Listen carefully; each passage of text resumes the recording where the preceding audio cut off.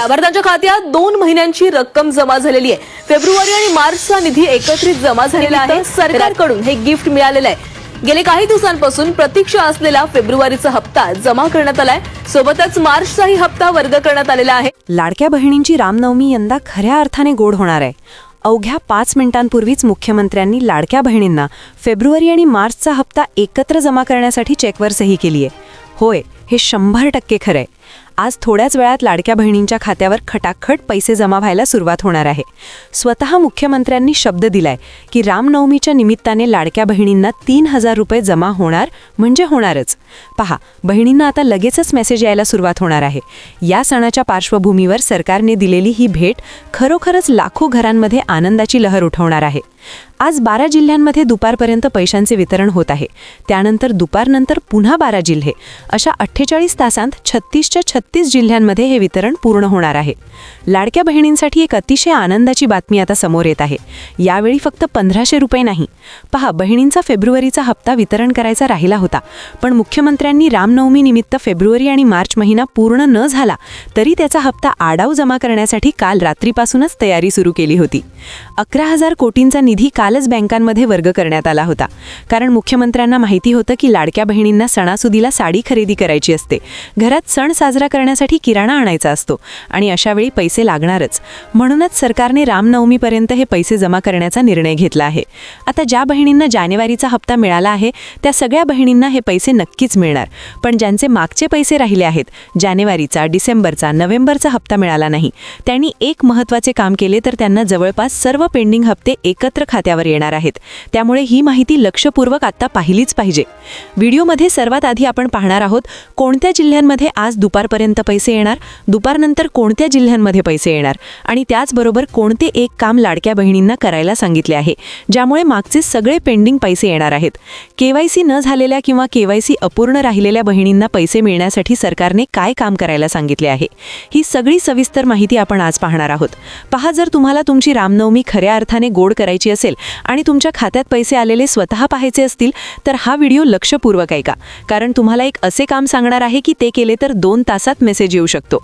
बहिणींनो, सर्वात पहिली आणि सर्वात मोठी आनंदाची बातमी ही की यावेळी तुमच्या खात्यात फक्त 1500 रुपये येत नाहीत तर पूर्ण 3000 रुपये एकत्र जमा होत आहेत. तुम्ही विचाराल हे कसे, तर त्याचे उत्तर असे आहे की सरकारने फेब्रुवारी आणि मार्च अशा दोन्ही महिन्यांचे हप्ते एकत्र देण्याचा ऐतिहासिक निर्णय घेतला आहे. आपल्याला माहिती आहे की रामनवमी हा हिंदूंसाठी सोन्यासारखा दिवस. या दिवशी घराला नवीन तोरण हवे असते, मुलाबाळांना नवीन कपडे हवे असतात, घरासाठी काहीतरी वस्तू घ्यायची असते आणि गोडधोड जेवण करायचे असते. मध्यमवर्गीय आणि गरीब कुटुंबात सणासुदीला पैशांची ओढाताण होते.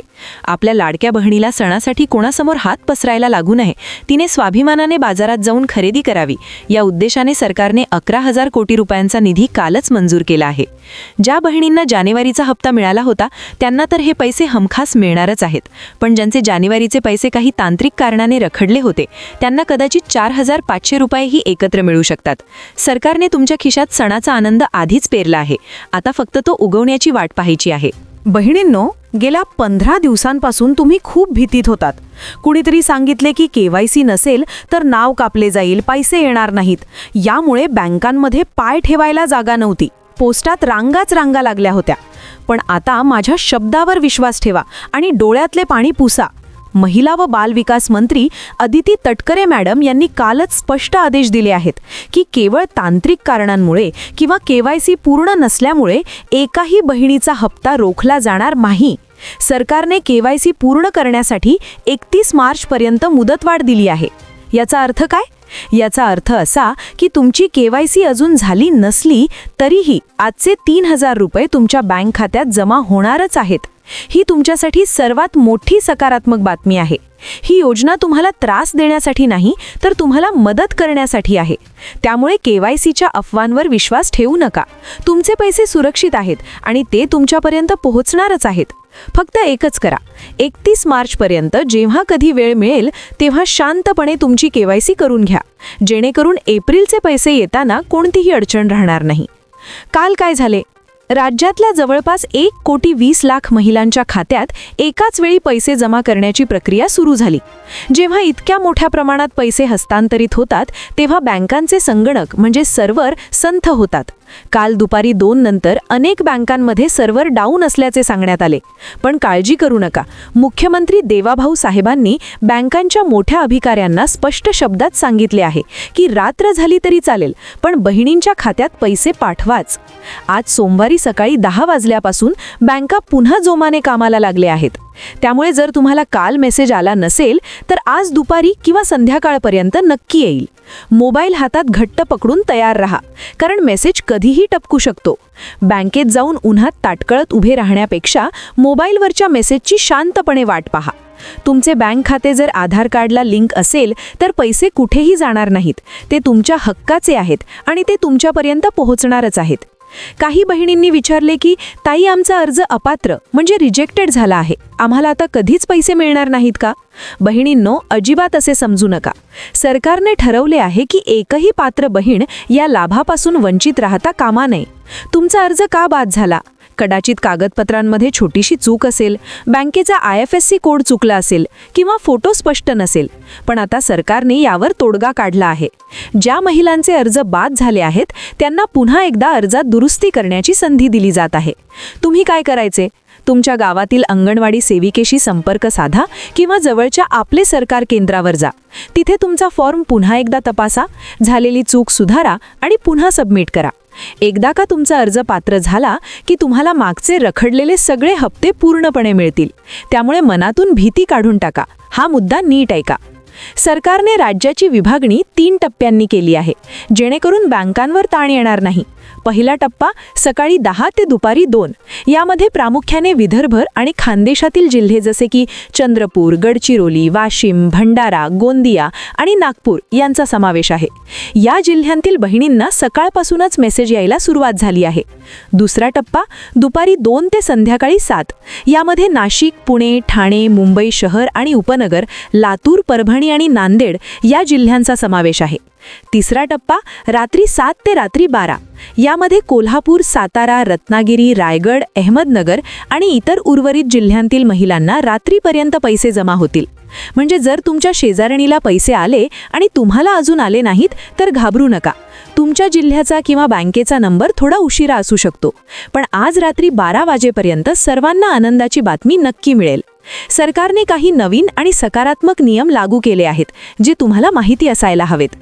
पहिल्यांदा असे वाटत होते की नियम खूप कठीण आहेत, पण तसे नाही. गाड्यांचा नियम आधी सांगितला होता की 4 चाकी गाडी असेल तर पैसे मिळणार नाहीत, पण सरकारने यात शिथिलता आणली आहे. जर तुमच्या घरात एखादी जुनी दुचाकी गाडी असेल तर त्याने काही फरक पडत नाही. एका घरातील एकाच रेशन कार्डावर जर 2 महिला असतील, उदाहरणार्थ सासू आणि सून किंवा 2 जावा, तर त्या दोघींनाही या योजनेचा लाभ मिळणार आहे. फक्त त्या पात्र असायला हव्यात. उत्पन्नाच्या बाबतीत ज्या महिलांचे उत्पन्न 2.5 लाखांच्या आत आहे त्यांना कोणतीही कटकट न होता पैसे मिळत आहेत. हे सगळे नियम तुमच्या फायद्यासाठी आहेत.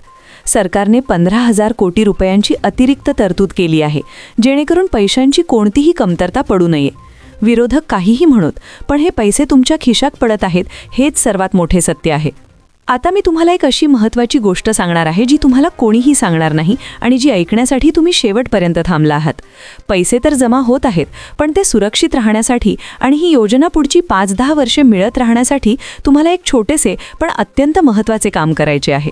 ते म्हणजे तुमच्या बँक खात्याची पासबुक एंट्री वेळेवर करा. अनेक बहिणी पैसे तर काढतात पण एंट्री करत नाहीत. एंट्री केल्यामुळे सरकारला कळते की हे खाते चालू आहे आणि लाभार्थी महिला स्वतः पैसे वापरत आहे. दुसरी गोष्ट, जर तुमच्या आधार कार्डला मोबाईल नंबर लिंक नसेल तर आजच तो करून घ्या, कारण भविष्यात प्रत्येक सरकारी योजनेची माहिती तुम्हाला मेसेजवरच मिळणार आहे. आणि तिसरी अत्यंत महत्त्वाची गोष्ट, तुमचे पैसे तुमच्या हक्काचे आहेत, त्यामुळे कोणालाही तुमचा OTP सांगू नका किंवा बँकेच्या नावाखाली येणाऱ्या खोट्या खोनला बळी पडू नका. लाखो महिलांना फसवण्याचा प्रयत्न करणारे फसवे लोक सक्रिय असतात, त्यांपासून सावध रहा. लाडक्या बहिणींनो, आजचा दिवस खरोखरच आनंदाचा आणि भाग्याचा आहे. रामनवमीचा सण काही तासांवर येऊन ठेपला आहे आणि आपल्या लाडक्या मुख्यमंत्र्यांनी दिलेला शब्द पाळला आहे. आता जो मजकूर तुम्ही ऐकणार आहात तो तुमच्या आयुष्यातील सर्वात मोठा आनंदाचा क्षण असणार आहे. कारण आता फक्त 1,500 नाही तर 3,000 रुपये तुमच्या खात्यात जमा होणार आहेत. व्हिडिओ पुढे सुरू करण्यापूर्वी एकच विनंती, हा व्हिडिओ पूर्ण बघा, कारण यात अशा काही गोष्टी सांगणार आहे ज्यामुळे तुमचे रखडलेले जुने पैसे म्हणजे 6,000 रुपये सुद्धा मिळू शकतात. चला तर मग जाणून घेऊया मुख्यमंत्र्यांनी नेमका काय निर्णय घेतला आणि तुमच्या जिल्ह्यात पैसे कधी येणार आहेत. बहिणींनो, इथे एक गोष्ट नीट लक्षात घ्या. अनेकींना वाटते की KYC नसेल तर पैसे कापले जातील, पण घाबरू नका. सरकारने 31 मार्चपर्यंत मुदत दिली आहे, म्हणजे आज तुमचे पैसे जमा होणारच आहेत. पण एक महत्त्वाचे काम करायचे आहे. जर तुमचा मोबाईल नंबर बँकेला लिंक नसेल तर मेसेज येणार नाही, त्यामुळे बँक बॅलन्स चेक करायला विसरू नका. तसेच ज्या जिल्ह्यांची नावे मी आता सांगणार आहे तिथे पैसे जमा व्हायला सुरुवात झाली आहे. तुमचा जिल्हा कोणता आहे मला कमेंट्समध्ये नक्की सांगा, म्हणजे मी तुम्हाला सांगू शकेन की तुमच्या भागात वितरण कधी पूर्ण होईल. आता आपण वेळेनुसार जिल्ह्यांची माहिती घेऊया. सकाळी 10 ते दुपारी 2 या वेळेत विदर्भ आणि खानदेशात पैसे जमा व्हायला सुरुवात होणार आहे. जर तुम्ही पुणे, नाशिक किंवा मुंबई येथून असाल तर तुमचा नंबर दुपारी 2 नंतर आहे. आणि कोल्हापूर, सातारा, सांगलीच्या बहिणींनो, काळजी करू नका. आज रात्री 12 वाजेपर्यंत तुम्हाला मोबाईलवर खटाखट मेसेज येईल. जर तुमचा फॉर्म रिजेक्ट झाला असेल तर आजच अंगणवाडी सेविकेला भेटा, कारण एकदा चूक सुधारली की तुम्हाला बाकी सर्व हप्ते मिळतील, असा शब्द अदिती तटकरे मॅडम यांनी दिला आहे. तर माझ्या लाडक्या बहिणींनो, मुख्यमंत्र्यांनी दिलेली ही रामनवमीची ओवाळणी तुम्हाला कशी वाटली? तुमचे पैसे जमा झाले असतील तर हो म्हणून कमेंट करा, आणि झाले नसतील तर तुमच्या जिल्ह्याचे नाव लिहा. मी तुम्हाला नक्की मदत करीन.